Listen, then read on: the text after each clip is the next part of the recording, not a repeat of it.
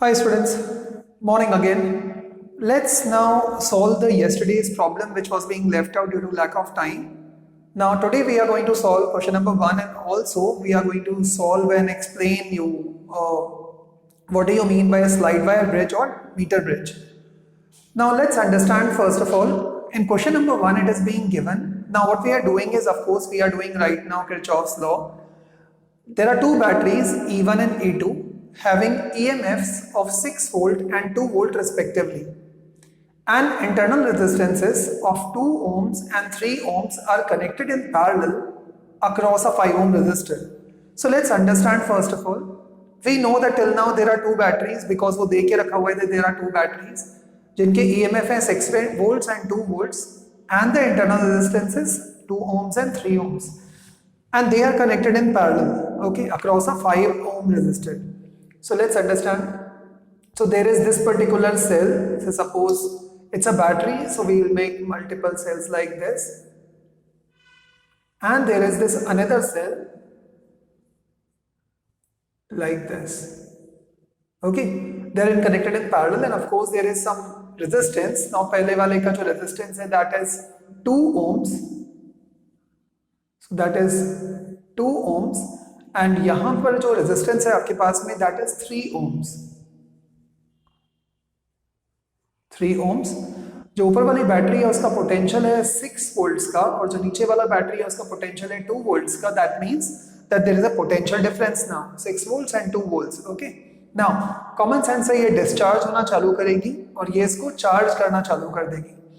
Now they are saying are connected in parallel across a 5 ohm resistor and this part is connected in parallel across a 5 ohm resistor. Okay, I'm sorry.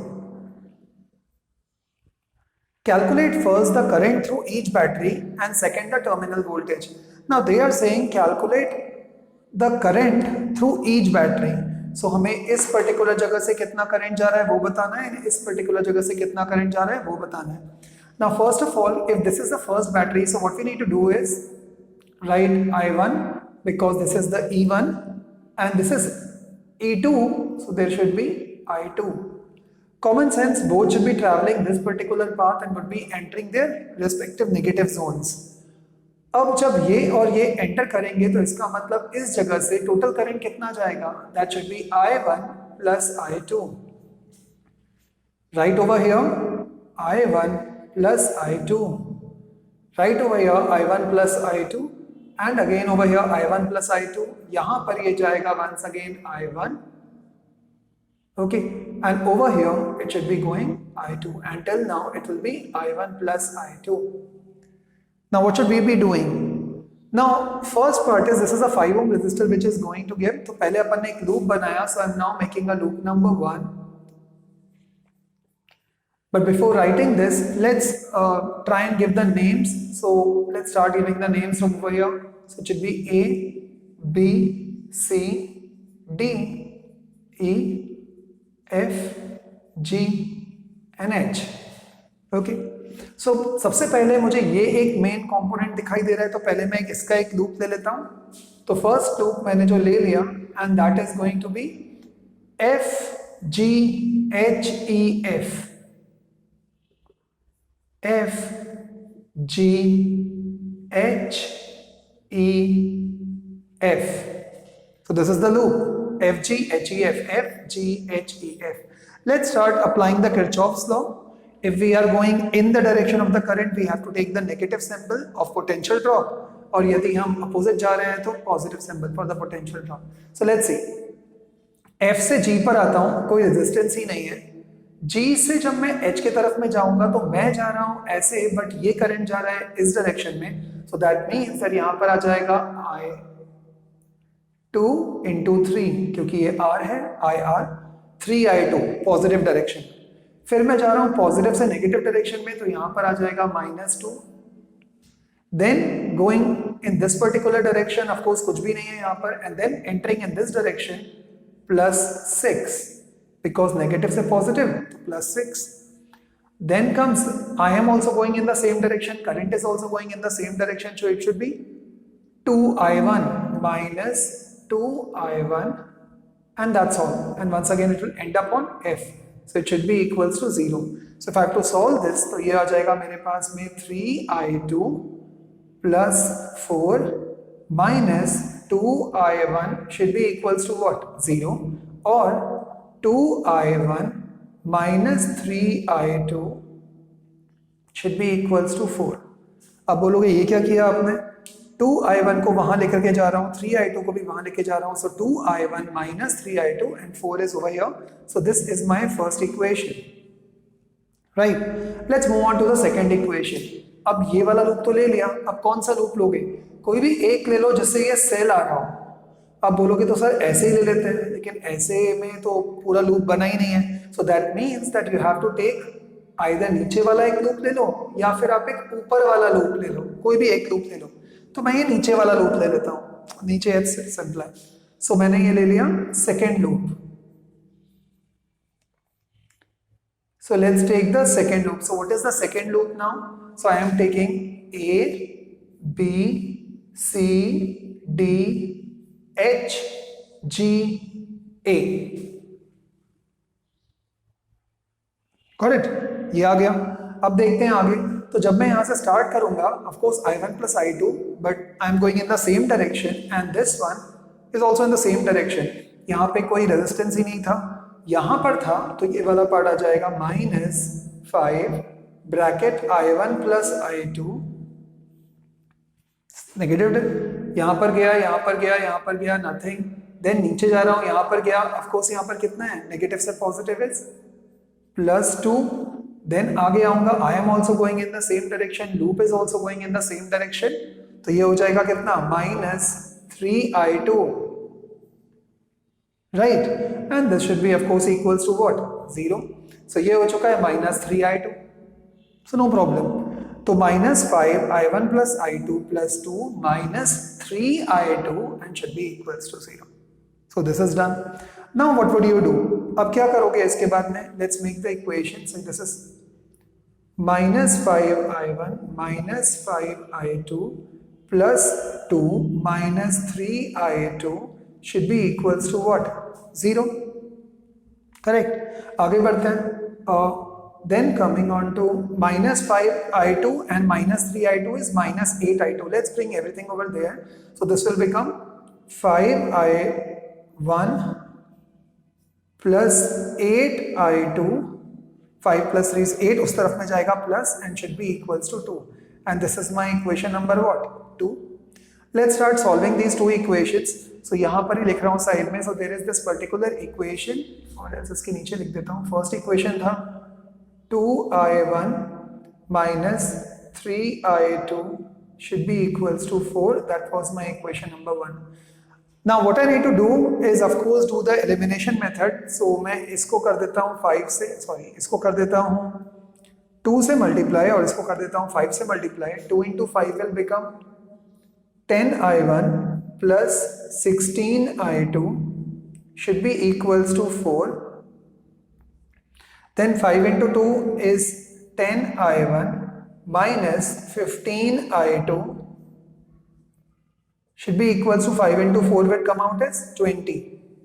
So minus plus minus 10I1 cancel. 16 plus 15 would come out as 31I2. 4 minus 20 is minus 16, or we have got what? That is, or I2 should be equals to minus 16 by 31. Are we sure? Okay. So I2 की value आ रही है minus 16 by 31. Now let's try and put in equation number 1. So यदि मैंने इस value को I2 को मैंने first में पुट किया तो ये आ जाएगा मेरे पास में 2I1 minus 3 into what is I2? I2 is minus 16 by 31 and should be equals to what? 4. So ये आ जाएगा मेरे पास में 2I1 minus into minus is plus, that is plus 48 by 31 should be equals to 4. Or guys, 2I1 should be equals to 4 minus 48 by 31, or 2I1 should be equals to 4 1s are 4, 4 3s are 12, 124 minus 48 by 31, or 2I1 should be equals to 14 minus 8 is 6 and 11 minus 4 is 7, 76 by 31, और 2 को यहाँ पर ला करके divide करता हूँ तो it is going to be 62, correct. So ये आ जाएगा 2 3s are 2 1s are 2 3 8, so 31 by 38. So I1 की वैल्यू आ चुकी है 38 by 31. यदि आप इसको सॉल्व करोगे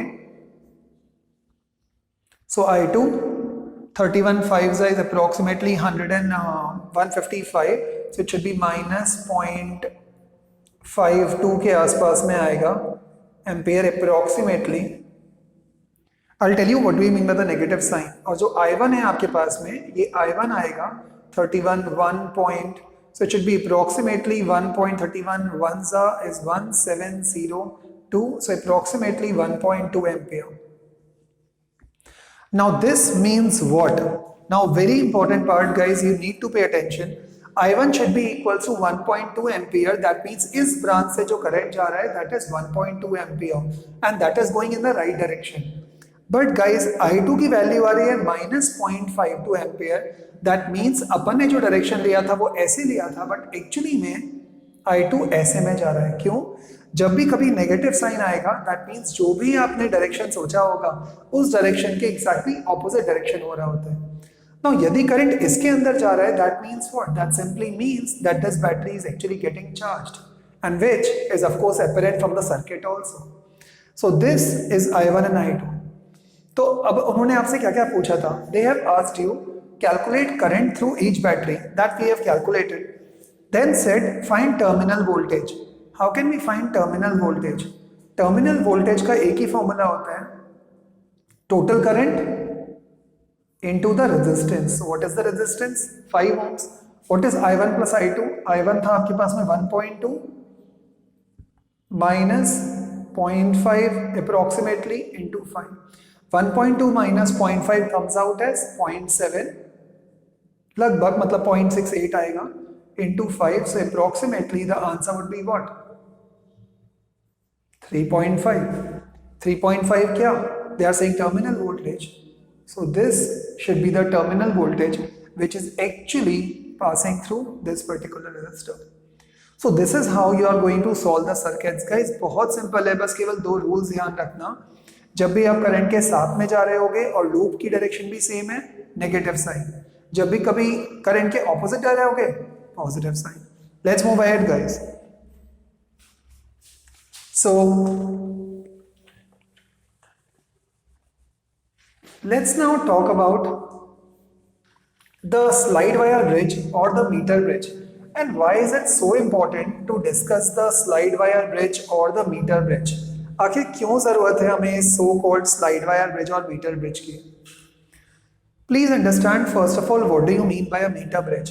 A meter bridge is nothing else but is an extension or an application of Wheatstone bridge. कल हम लोगों ने देखा था Wheatstone bridge के अंदर if P upon Q should be equals to R upon S यदि बैलेंसिंग कंडीशन होती है. मीटर ब्रिज भी Wheatstone bridge के ही एप्लीकेशन पर बेस्ड है. अब ये क्या काम करेगा?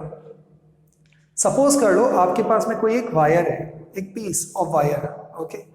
आपको मेजर करना है कि इसका रेजिस्टेंस एक्चुअली में है कितना. जब आपको मालूम ही नहीं है कि उसका रेजिस्टेंस कितना है, तो you are going to take that wire and put it in the place of R. आप लगा दोगे. I will tell you the construction of it. So you will put it in the place of R. X के जगह पर हमेशा known resistance रखते हैं.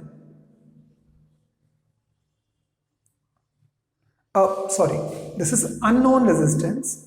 जो अभी हमने लगाया था वो R पे नहीं, X पे लगाना था. So it will be unknown resistance. And on the other hand R के जगह पर आप क्या लगाओगे? It is that resistance box. इसको रियोस्टैट भी बोलते हैं. या आप रेजिस्टेंस बॉक्स में से कोई रेजिस्टेंस जो नोन वैल्यू होती है आप वो भी लगा सकते हो, या फिर कोई एक दूसरा रेजिस्टेंस लगा सकते हो जिसकी वैल्यू आपको नोन हो, आपको मालूम होनी चाहिए. So let's talk about certain, first of all, the points in meter bridge. This is the diagram of meter bridge. Now what is over there in the construction? In construction, there are these copper strips जो आपने नीचे एक wooden big board पर आपने लगा करके रखा हुआ है.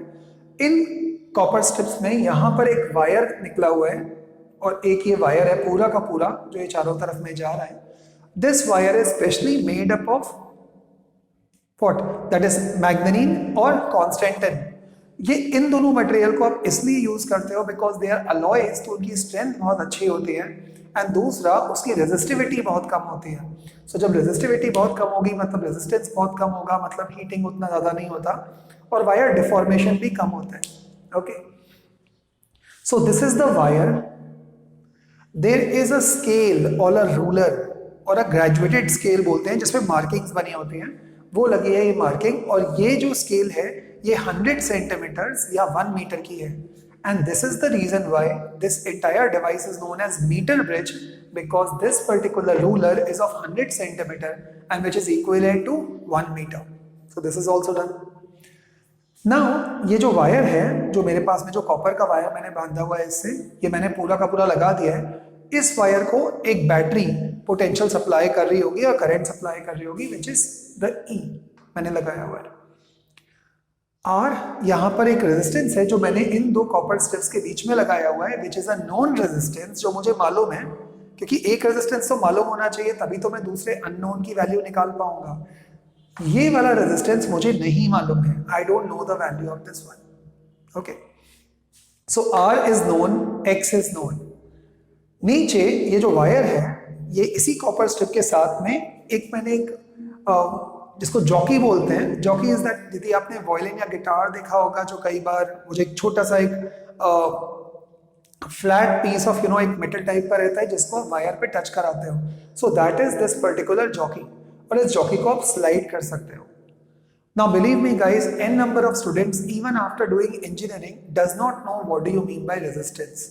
सबको मालूम है resistance is the opposition to the flow of electrons, but in practical what do you mean by resistance? जो वायर है वो ही रेजिस्टेंस है, अलग से कुछ नहीं होता है जिसको आप रेजिस्टेंस बोलते हो. वायर में ही रेजिस्टेंस होता है.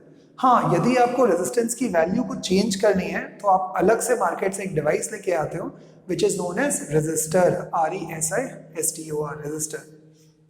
सो यहाँ पर ये वायर है which is also a piece of resistance. Now Wheatstone bridge में आपने क्या पढ़ा था? व्हीटस्टोन ब्रिज में था आपके पास में, यदि आपको सर्किट ध्यान होगा तो it was something like this.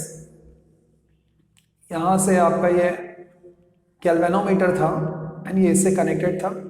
यहां पर आपके पास में कुछ रेजिस्टेंस थे, ये था P, Q, R and S. यदि आप ढंग से देखोगे राइट, बीच में can you see this particular galvanometer is also over there, and galvanometer खुद भी करंट डिटेक्ट करता है. तो galvanometer is used to detect very minute amount of current. तो ये गैल्वेनोमीटर है. लेकिन सर ये नीचे वाले तो है ही नहीं R और S. Now see this part, यहां से लेकर के यहां तक ये जितना भी वायर है, कॉमन सेंस उसकी कुछ लेंथ होगी.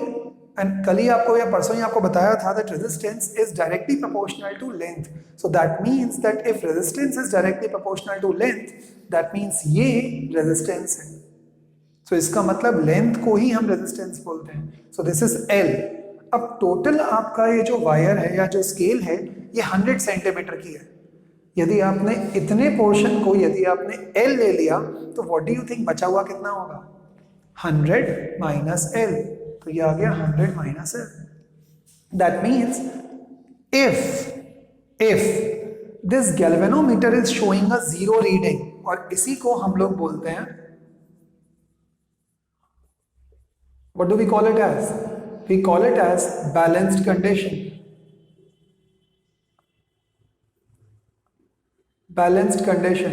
So if this galvanometer does not show any deflection and if it is in the balanced condition, that means that P upon Q should be equals to what? R upon S. यही होना चाहिए. यदि ये वाला galvanometer, आपने ये wire को आप क्या करोगे, ये जो जॉकी है आपके पास में, आप इसको इधर उधर ऐसे स्लाइड करोगे. जब आपने स्लाइड करना स्टार्ट किया तो एक जगह ऐसी आएगी जिस जगह पर गैल्वेनोमीटर रीडिंग ही शो नहीं करेगा। नाउ थिंक अबाउट, गैल्वेनोमीटर किस जगह पर रीडिंग शो नहीं करेगा? जिस जगह पर potential difference between two ends zero होगा, और इन सिंपल वर्ड्स, जिस ब्रांच में जब करंट ही नहीं जा रहा होगा तो उस जगह पर galvanometer will be showing you zero reading. That means that जब इस जगह पर जीरो रीडिंग आ गई है तो I can surely say that R upon X should be equals to P upon Q. What is R? This upon this should be equals to P upon Q. But P और Q के जगह पर can I place this thing, that is L upon 100 minus L. और if you are going to do the cross multiplication, so let's see, यहाँ पर आपके पास में unknown value X will be equals to R into 100 minus L upon what? That is L. Simple cross multiplication. So sir, what actually is meter bridge used for? Meter bridge is used to detect and also to find out the unknown value of the resistance of that unknown piece of wire. ये आपको नहीं मालूम है, and that's the reason why आपने उस unknown चीज को यहाँ लगाया है, ताकि आपको मालूम पड़ पाए कि इसका रेजिस्टेंस कितना है। बट इसके रेजिस्टेंस को जानने के लिए आपको एक नोन रेजिस्टेंस लगाना पड़ता है। सो आपको इसकी वैल्यू मालूम है, जॉकी से with the help of this ruler आप इसकी लेंथ निकाल सकते हो कि कहाँ पर उसने जीरो डिफ्लेक्शन दिया। आप इसमें से 100 माइनस करके भी इसकी रिफ्लेक्शन निकाल सकते हो, and then you simply need to put down the values and that's all is the answer. So sir, हम इतनी मेहनत कर रहे हैं रेजिस्टेंस के लिए, but so why is metre bridge so important? Please understand, galvanometer में कभी कभी कैलिब्रेशन के भी प्रॉब्लम्स होते हैं। कभी कभी वो रीडिंग ऐसे ऐसे ऐसे इधर उधर ऐसे में हो रही होती है। इन दैट केस यदि इसमें रीडिंग आ ही नहीं रही है जीरो, दैट मीन्स दैट ये मेथड सबसे अच्छा है, सबसे सेंसिटिव मेथड है to find out the real value of resistance. Why? Because null deflection method है, यू आर स्लाइडिंग, तो एक मोमेंट पर जैसे ही आप उस जगह पर जाओगे तभी आपको रीडिंग जीरो मिलेगी। जैसे ही आगे और पीछे गए रीडिंग जीरो नहीं मिलने वाली। और कल भी मैंने आपको बताया था, if the reading is not zero that means that the current is flowing in the galvanometer as well, that means that circuit is not balanced. It's simple. Now let us see what are the precautions और what are the kind of questions normally come in the exam. Of course numerical तो आएंगे, जो कल मैं potentiometer करवाने के बाद में आपको इसकी न्यूमेरिकल करवाऊंगा। So I think tomorrow and the day after, मतलब 2 दिन में ये टॉपिक खत्म हो जाएगा, and then will be starting magnetic effect. Now precautions, null point. Null point should always be taken preferably over here. But then sir, null point तो हमारे हाथ में होगा ही नहीं सर, हमें कैसे मालूम पड़ेगा null point कहाँ आएगा? Absolutely right. Understand, you can change this resistance, and this one को तो आप नहीं कर सकते हो change of course. So you can keep on bringing some other value so that the null point comes over here. But sir, null point बीच में आ गया तो क्या? यदि null point बीच में आएगा that means percentage error के chances बहुत कम हो जाएंगे, because वो extreme में नहीं है। Simple. So that's the reason why we always try to find out the value of this when the null point is somewhere in between. Okay. Second point is, which kind of wire do you have or have you used, sir? We have used the constant 10 or manganese wire. क्यों use करें हमने ये? Because it's a alloy. Now since it's an alloy, इसका मतलब उसकी physical properties काफी अच्छी होती हैं, so that means that वो wire slide करने के बाद में भी खराब नहीं होगा, you know, rusting नहीं आएगा and so on and so forth. Also, cross sectional area भी उसका डिफॉर्म नहीं होता, remember this. Third, wire should be of uniform area of cross section. Why? Wire एकदम यूनिफॉर्म होना चाहिए। क्यों? बिकॉज यदि वायर थोड़ा सा पतला हुआ, फिर आगे जाके मोटा हो गया, फिर पतला हुआ, उस जगह पर याद है आपको, resistance is inversely proportional to what? Area. That means जिस भी जगह पर एरिया ज्यादा होगा उस जगह पर रेजिस्टेंस कम हो जाएगा, एंड उस जगह पर रीडिंग करेक्ट नहीं आएगी। इसलिए वायर को बहुत ज्यादा जोर से प्रेस नहीं करते जॉकी से। Okay. Now, what are the advantages? As I told you, the meter bridge or the slide wire bridge, why the name is known as meter bridge? Because there is a meter scale in which the marking will be made through which you can calculate the length. So since the scale is of 1 meter or 100 centimeter, and that's the reason why it's known as meter bridge. Why it is known as slide wire bridge? It is known as slide wire bridge because jockey can be easily slided over this point. That's done. Now what are the advantages? Null deflection. Null deflection would be, it is a highly sensitive method. Why? Because आप deflect कर रहे हो तो जरा सा भी आगे गया तो deflection आएगा, that means reading is not correct. Also, if your galvanometer is faultily calibrated or if it is unable to show you the right reading, इस पर्टिकुलर मीटर ब्रिज में कोई फर्क नहीं पड़ने वाला, आपको तब भी एक्यूरेट वैल्यू मालूम पड़ जाती है रेजिस्टेंस की. इट्स जस्ट डिफ्लेक्शन जीरो होगा तो करंट वैसे भी नहीं जा रहा होगा उसमें से. It's that simple. Got it? मान लो 1 के बजाय 1.5 दिखा रहा है, लेकिन आपको तो मीटर ब्रिज बैलेंस चाहिए. So that's all. On what principle is the meter bridge or the slide wire bridge based? Meter bridge or slide wire bridge is based on the principle of Wheatstone bridge, which itself is the furthermore application of Kirchhoff's voltage law. If all the branches are balanced, then the galvanometer will not be showing you any reading. So guys, this is all about meter bridge. Tomorrow theory का almost last topic होगा for potentiometer. Potentiometer बहुत बड़ा topic है because potentiometer में दो तरह के rules आ जाएंगे बैटरीज को with the open circuit, close circuit. So we are going to do it tomorrow. Once after completing the topic tomorrow, potentiometer and the electric current would end up. We'll take just random certain problems because हमें भी capacitance के भी problems लेने हैं. So we'll take around 1 or 2 days to complete that. But guys, believe me, this particular month you guys are almost or would be ending with your, I think, entire organic part आपका शायद complete हो जाना चाहिए. पूरा तो नहीं होगा but I think 3 chapters तो हो ही जाएंगे. And along with that we would be reaching around magnetic effect and the magnetism. तब तक वहाँ तक आप पहुँच ही जाओगे. So don't worry. If you are thinking that we are lagging behind, we will not be lagging behind, guys. Thank you so much for being with me, guys. Chill, enjoy, peace.